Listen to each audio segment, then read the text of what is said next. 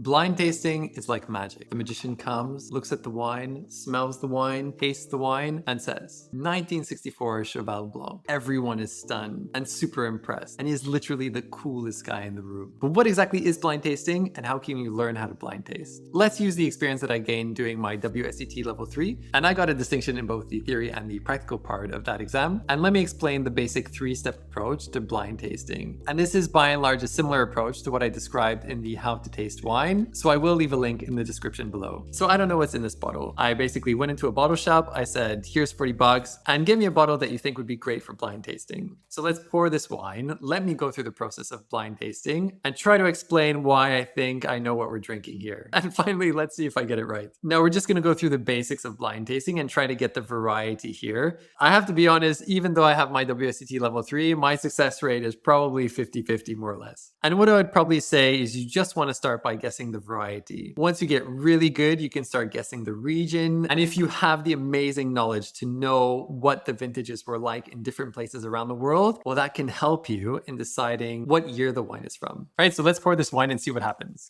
Now, if this was a professional blind tasting situation, then I wouldn't have the bottle in front of me because I can already guess certain things about the wine that I'm going to be drinking just based on what I can see outside of this bag. Now, this is a screw cap. A lot of New World wines will use screw caps. I'm currently living in Australia, and at the moment I am pretty much only drinking Australian wine because I really want to understand Australian wine much better. And loads of Australian wines come with screw caps. You will be hard pressed to find an Australian wine that uses a cork. And I know a few people that are a little bit snobby about it, but to be honest, screw caps are an excellent way and a completely non-inferior way to bottling a wine compared to cork. I'm looking at the bottom of the screw cap and I can see that there's a little bit of a purple red tinge. So this is probably a red wine.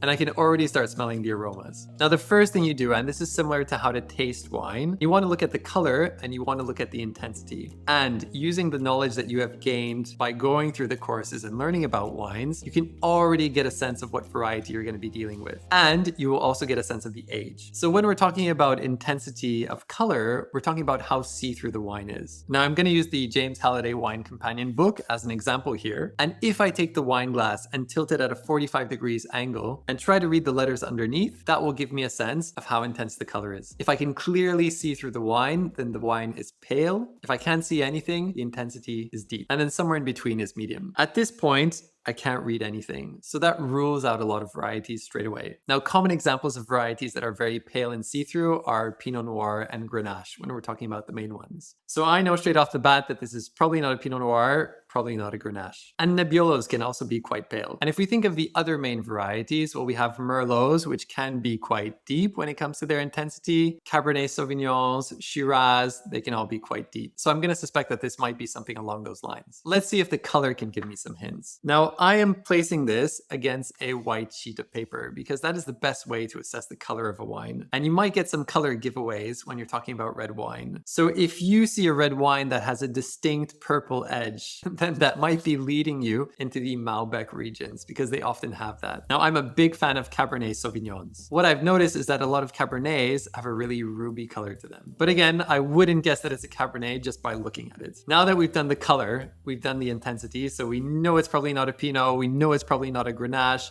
probably not a Nebbiolo. Let's go into the smell. Now, as I've described in my other video, the smell for me has 2 stages. The first stage is before you swirl the wine, the first nose as it was, and the second stage is after you swirl the wine. Now, I have that little piece of paper and I'm gonna write down aromas, primary aromas, and I have discussed primary, secondary, and tertiary aromas in my previous video, secondary aromas and tertiary aromas. And what I'm gonna do here is I'm basically gonna jot things down as I can smell them, and that will give me a sense of what we're dealing with. Now, unfortunately, this wine is a little bit too cold, so I'm going to pause this video and come back to it when it warms up a bit. So at this point, what I want to do is I want to give it a quick smell before I swirl it and smell it and see if anything is jumping out at me.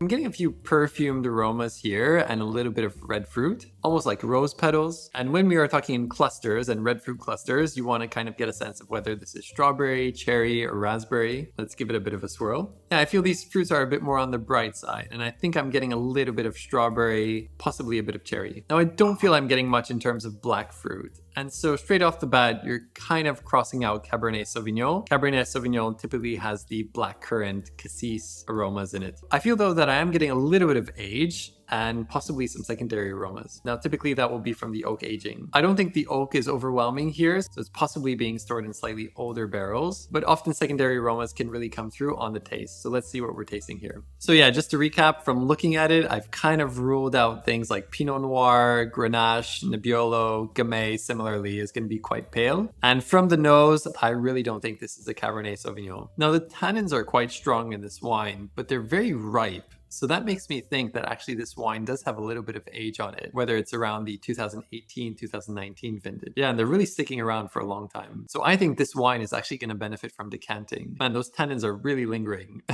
really long. I'm going to pour myself just a little bit more just to get a bit more of those aromas and a bit more of the wine. The wine is definitely starting to open up a lot more. I would say the acid is quite medium. It's obviously a dry wine. Alcohol-wise, I didn't get much of a burn, so I think this is kind of medium. And it is very full-bodied, and that's actually really pleasant. And I'm starting to get some of those chocolatey, coffee-type secondary aromas. So I think this is going to be oak. And I think it's also a little bit aged. I'm getting some herbaceous characters as well. More like a forest floor type wine. Now, I'm going to write a list of the 16 main grape varieties that are covered in the level 2. The 4 primary varieties, which is Cabernet, Merlot, Shiraz, and Pinot.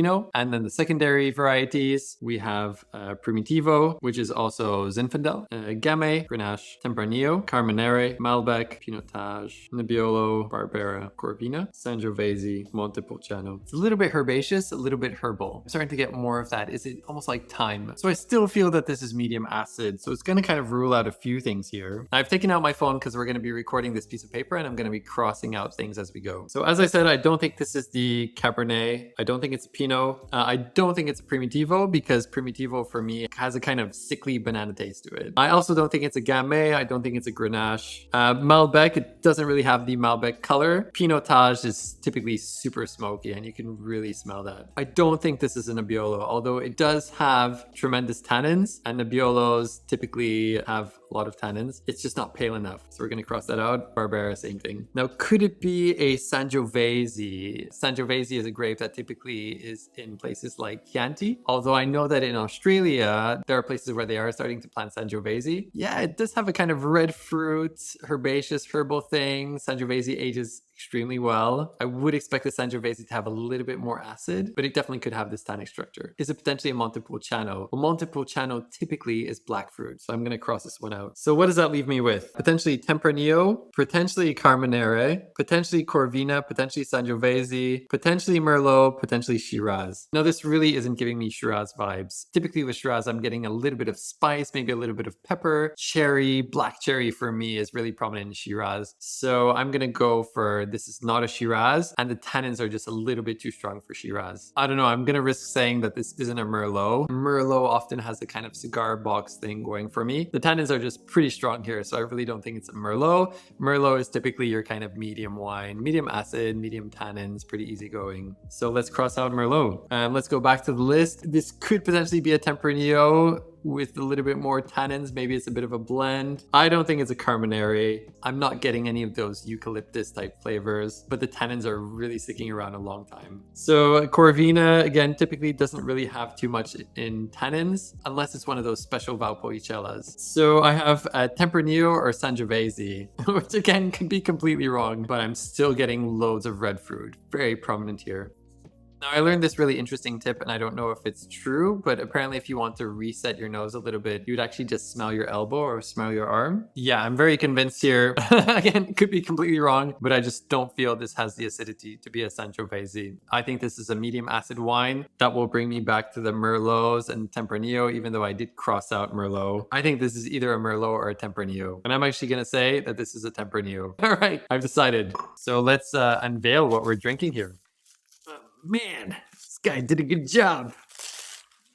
What is this? What is this wine? The label has come off. Okay, well, I got a few things right here, so that wasn't too bad. I didn't get the actual variety, but there are other bits that I got from it. I don't know what happened to this label. I'm curious to know why this has come out this way. But this basically says 2017. So I did say it does feel a little bit older. I said 2018, 2019. Old vine Barossa Shiraz. So Shiraz is a good example of a wine that is kind of medium, medium to high acidity, medium to high tannins, very full bodied. So I did get that bit right. Could have sent me into a Shiraz territory. And the fact that it was opening up so much as I was drinking really confirmed that it probably needs a little bit of decanting. 2017, you would probably decant that. Well, I hope you enjoyed that as much as I did. This was my first blind tasting on camera. I didn't get it right, but hopefully we'll get better and better at this. I hope that explains the process a little bit. Now, if there are any wines that you want me to try particularly and try to blind taste, how are we going to do that? You'd probably have to send me over a bottle. So yeah, I will give you my address in an email if you send me an email. Otherwise, guys, remember to drink within healthy limits and good luck.